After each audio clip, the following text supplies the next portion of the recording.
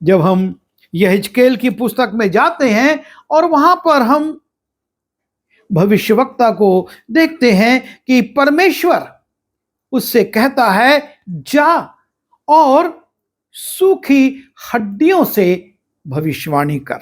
जब हम चौथे पद को देखते हैं और वहां पर परमेश्वर यहेजकेल से कहता है, तब उसने मुझसे कहा, इन हड्डियों से भविष्यवाणी करके कह, हे सूखी हड्डियों, यहोवा का वचन सुनो।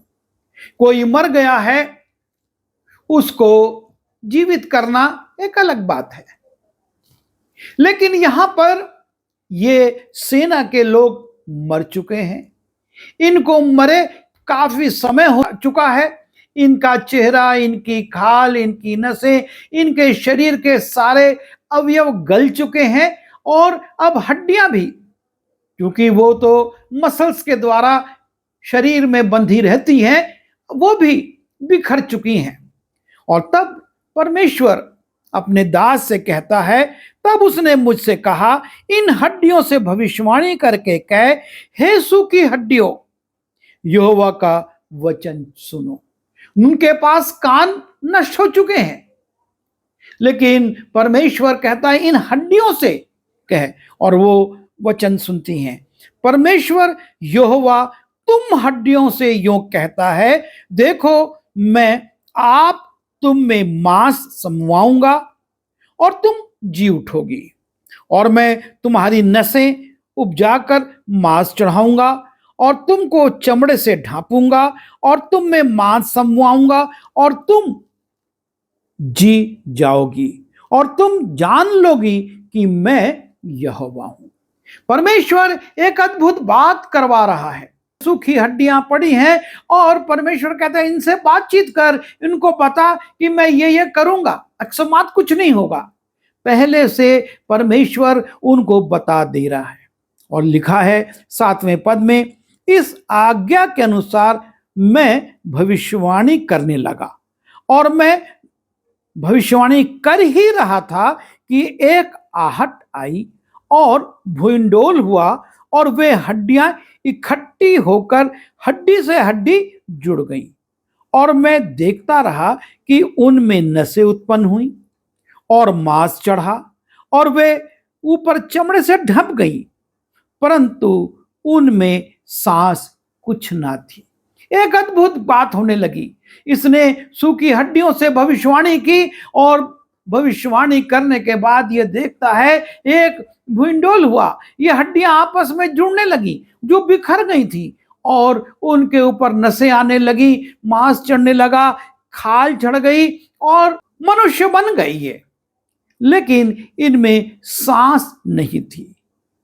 तब उसने मुझसे कहा, हे मनुष्य के संतान, सांस से भविष्यवाणी कर। अभी तक वो हड्डियों से भविष्यवाणी करवा रहा था कि हड्डियों को बोल कि वो सुने, और अब कहता है सांस से भविष्यवाणी कर। और उसने मुझसे कहा, हे मनुष्य के संतान, सांस से भविष्यवाणी कर और मांस से भविष्यवाणी करके कह, हे सांस, परमेश्वर यहोवा यूं कहता है, चारों दिशाओं से आकर इन घात किए हुओं में समा जा कि ये जी उठें।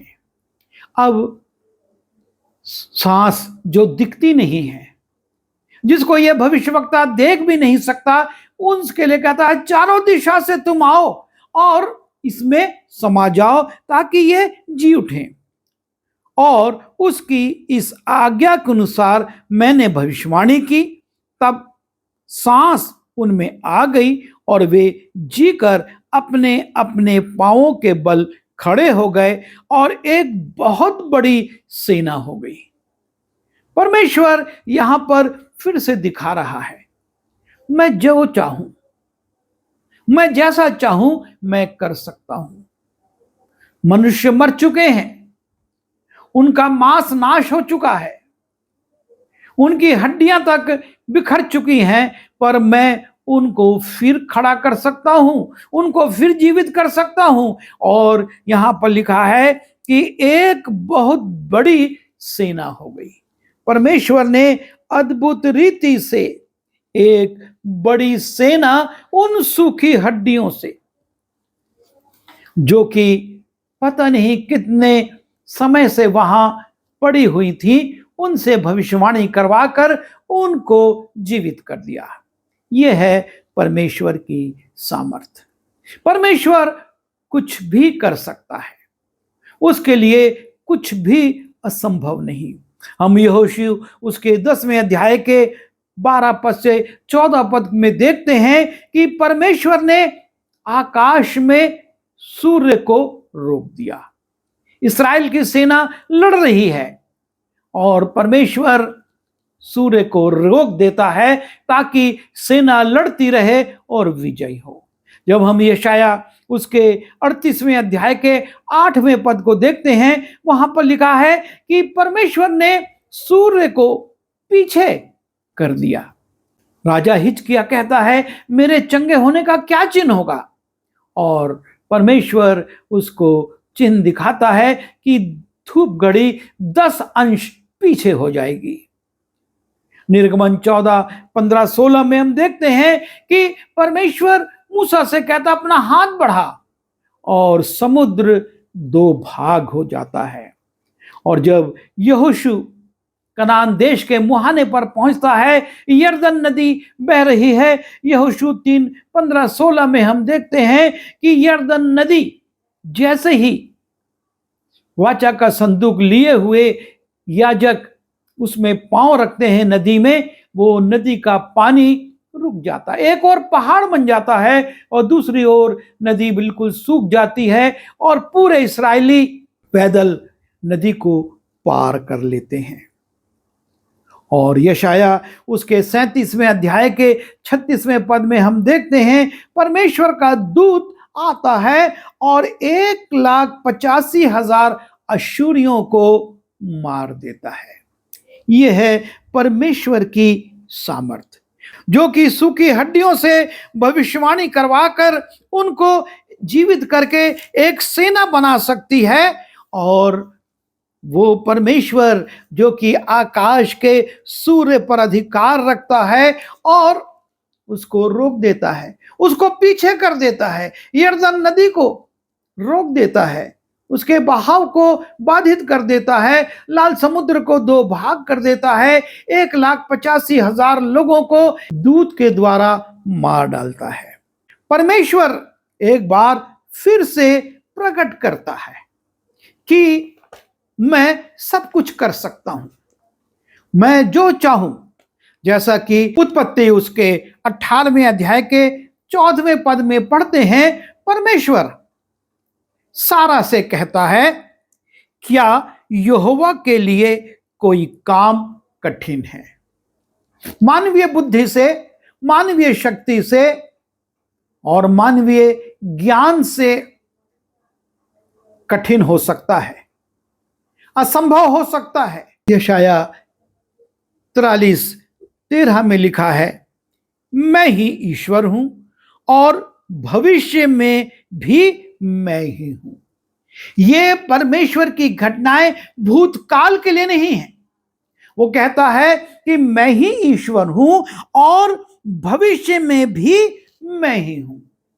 और इसका अर्थ यही है कि वो आज भी हमारे लिए वैसी ही सामर्थ्य रखता है, हमारे लिए आज भी वो वैसे ही आश्चर्य कर्म कर सकता है। मेरे हाथ से कोई छुड़ा ना सकेगा, वो कहता है, मेरे हाथ से।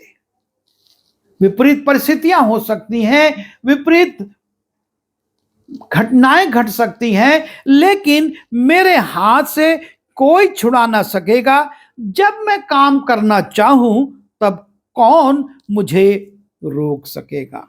जब मैं काम करना चाहूं तब कौन मुझे रोक सकेगा?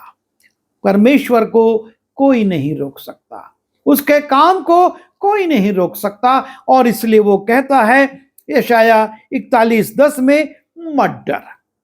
आपसे और मुझसे इन घटनाओं का उल्लेख करके वो हमको सांत्वना देता है, हमको ढांढस देता है, हमारा भरोसा बढ़ाता है, कहता है मत डर क्योंकि मैं तेरे संग हूं। मैं इतिहास का परमेश्वर नहीं हूं, मैं यहेजकेल का परमेश्वर भर नहीं हूं।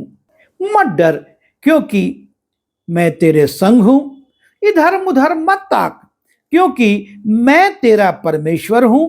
मैं तुझे दृढ़ करूंगा और तेरी सहायता करूंगा और अपने धर्म में दाहिने हाथ से मैं तुझे संभाले रहूंगा। हमारा परमेश्वर वर्तमान का परमेश्वर है, हमको आज भी वो संभालता है। अपने धर्म में दाहिने हाथ से वो आज भी हमारी अगुवाई करता है।